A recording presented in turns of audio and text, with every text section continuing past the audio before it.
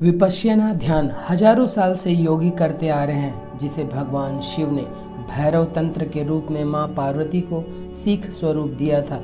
इसी की एक विधि द्वारा भगवान बुद्ध ने ज्ञान व निर्वाण प्राप्त किया था। किंतु आज हम आपको विपश्यना की एक दूसरी विधि बताने जा रहे हैं, जो बहुत ही आसान है।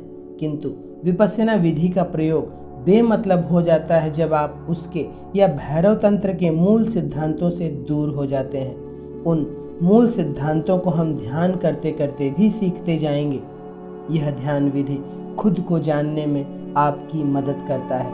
इसे करने के लिए कई लोग कई दिनों का कोर्स करने विभिन्न स्थलों पर भी जाते हैं, किंतु आज इस विधि द्वारा आप घर, दुकान, व्यापार, नौकरी करते हुए भी इसे साध सकते हैं। इसे करने के लिए आपको किसी कोर्स में या हिमालय जाने की जरूरत नहीं पड़ेगी, क्योंकि यह बहुत ही आसान है। अगर इसके मूल सिद्धांतों से आप समझौता नहीं करते हैं तो घर पर रहते हुए भी आप इसे साध सकते हैं, जिसे हम ध्यान प्रारंभ करने पर बताएंगे कि वह मूल सिद्धांत क्या है। विपश्यना एक प्राचीन ध्यान विधि है, जिसका अर्थ होता है देख कर लौटना। इसे आत्मनिरीक्षण और आत्मशुद्धि की सबसे बेहतरीन पद्धति माना गया है। विपश्यना की इस दूसरी विधि को करने के लिए किसी भी आसन में बैठ जाएं। शारीरिक रूप से असक्षम लोग कुर्सी पर भी बैठकर इस विधि को कर सकते हैं। नेत्र बंद कर लें और अंत तक इसे बंद ही रखें।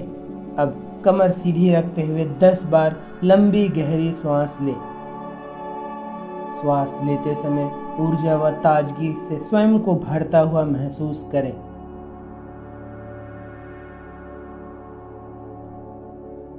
अब अपने पूरे ध्यान को श्वासों पर ले जाएं।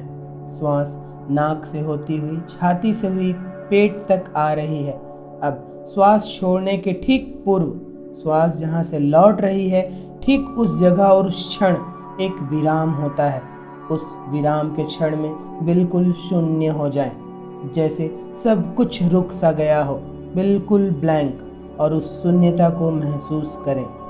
फिर जब श्वास छोड़ें तब जाते हुए श्वास का उसी प्रकार निरीक्षण करें जैसे आती हुई श्वास का किया था।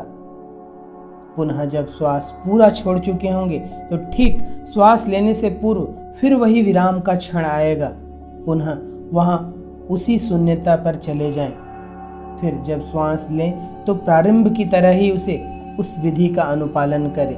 फिर उस श्वास का उसी तरह निरीक्षण करें और इसी तरह से श्वास लेते छोड़ते हुए श्वास को देखें तथा दोनों श्वास के बीच में विराम के क्षण को भी महसूस करें।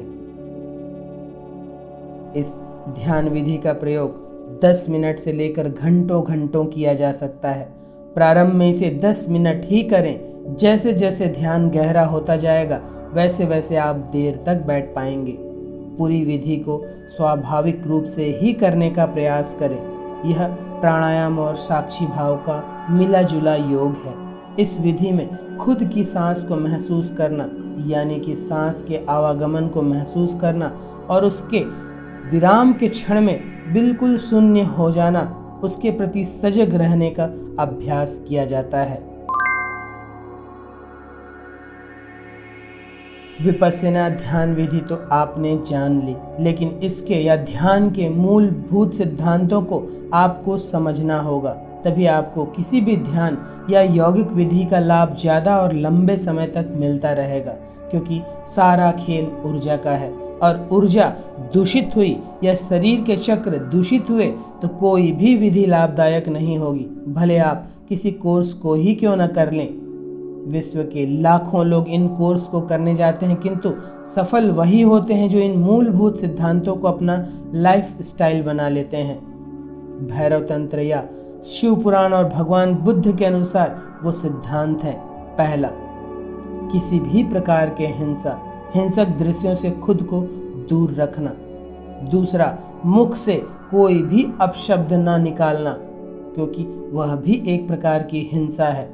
तीसरा, मौन धारण करना बहुत जरूरी, जहाँ जरूरी हो वहीं बोलना। ब्रह्मचर्य का पालन करना, अर्थात अपने चरित्र को उत्तम बनाए रखना। वासना, अश्लीलता, अश्लील दृश्यों से खुद को दूर रखना, किसी भी प्रकार के नशे से दूर रहना, अपनी नींद की गुणवत्ता व नींद के समय पर विशेष ध्यान देना, अपनी संगत पर विशेष ध्यान देना, बुरी संगत के लोगों के स्पर्श तथा उनके साथ संवाद से खुद को अप्रभावित रखना, और 7वां, आलस्य से दूर होकर सक्रिय जीवन शैली अपनाना और जरूरत जितना ही भोजन लेना ताकि शरीर स्वस्थ रहे। अगर इस विपश्यना ध्यान का प्रयोग करते हुए आपने इन सभी सिद्धांतों पर कट्टरता से पालन किया तो यकीन मानिए गृहस्थ धर्म को निभाते हुए भी आप बुद्धत्व को उपलब्ध होंगे। किसी कोर्स को करने या हिमालय जाने की आवश्यकता नहीं रहेगी। शरीर, चक्र सब स्वस्थ होंगे और आप दिव्यता व सिद्धि के मार्ग पर स्वतः ही चलने लगेंगे। साधना में साधक को अपने गुरु के प्रति, विपश्यना विधि के प्रति तथा समग्र अनुशासन संहिता के प्रति पूर्णतया समर्पण करना होगा। समर्पित भाव होने पर ही निष्ठापूर्वक काम हो पाएगा और सविवेक श्रद्धा का भाव जागेगा, जो कि साधक की अपनी सुरक्षा और मार्गदर्शन हेतु नितांत आवश्यक है। और सिद्धि व दिव्यता की यही कुंजी है। जब तक पूर्ण समर्पण नहीं होगा तब तक कोई बात नहीं बनने वाली है। यह बात गांठ बांधकर ही इस साधना को करें। समर्पित रहेंगे तो भीड़ में रहकर भी इस विधि को सफल कर सकते हैं। ध्यान कर लेने पर इस तरह दोनों हथेलियों को रगड़कर उसकी गर्मी से चेहरे व नेत्र की हल्की मालिश करें। ध्यान संपूर्ण कर लेने के बाद कुछ देर शवासन पर विश्राम अवश्य करें।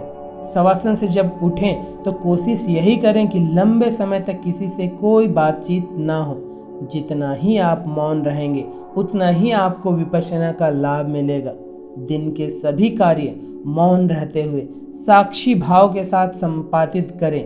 तो यह थी विपश्यना की एक और क्रांतिकारी विधि, जिसका सही ढंग से प्रयोग किया जाए तो जीवन में वास्तव में क्रांति घट सकती है। शुद्ध समर्पित ढंग से इसका प्रयोग करें और अपने दिए स्वयं बने।